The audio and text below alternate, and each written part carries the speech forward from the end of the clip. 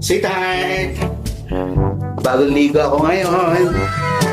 Baka, alam mo na, baka pwede ngayon. Ay, pasensya ka na, sweetheart. Meron ako ngayon eh. Ano ba naman yan? Sayang naman tong ligo. Bigyan na lang kita ng pera. Hanap ka muna ng iba ha. Sige, sige, sige. Pasensya ka muna talaga, sweetheart ha. Enjoy! Sige, alis muna ako. A few moments later. Oh, sweetheart, dito na ako. Oh, ang bilis mo naman. Saan ka ba nakakuha?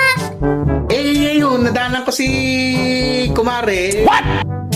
Siya na laki na usap ko. Ha? Si Kumare?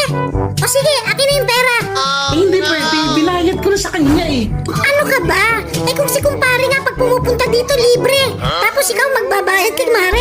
Putang ina.